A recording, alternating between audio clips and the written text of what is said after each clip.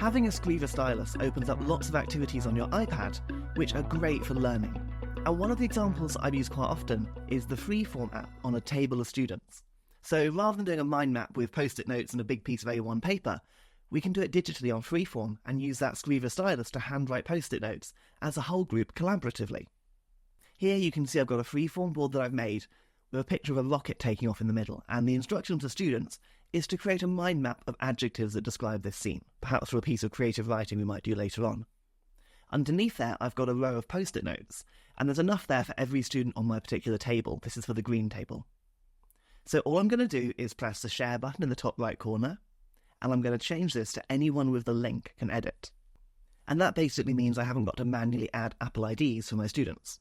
Instead, I can then take that link and share it straight into Shobi and share it with the exact students I want to receive it. So in my demo class here, I'll send it to a few demo students, but you get the idea. Then, when your students join this document, it's time for them to choose their own post-it note colour.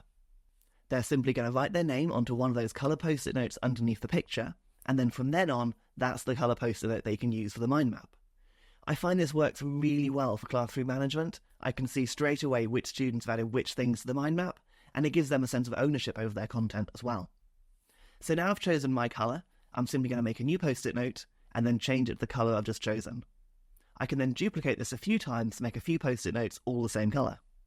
And then all I need to do is simply zoom into that post-it note and use my Skriva Stylus to write some adjectives on those post-it notes. I'm going to just do one on each one, and then when I've done that, what I want to do is actually group the handwriting to the post-it note itself. So I'm going to use my finger and tap and drag a box over the post-it note, and you'll see it selected not only the post-it, but also the text as well. From here, I can then simply tap onto this button and then choose Group. And what that means is that when I move the post-it note around, the writing will also be attached in place to that post-it note, just like it would be in the real world. If you don't group them, the text and the post-it note will go in separate directions, and that's no good.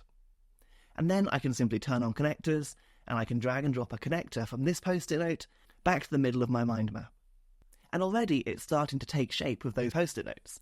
But because we invited the whole table in that collaboration earlier, when I zoom out, as if by magic, you'll see their post-it notes appear on the mind map as well. They've chosen the right colours, and their handwriting does look suspiciously like mine, but that's the magic of editing. Hopefully you can see just how easy it is to create a collaborative mind map in Freeform. And me personally, I like to take this learning one step further by getting my students to use the highlighter tool and then just circle 2 or 3 of their favourite words from that whole mind map. Very quickly you can start seeing which words are most popular on the table, and everyone gets an input in that process. And that's just another way that an iPad or a Skriva Stylus can augment and enhance the teaching you do in your class.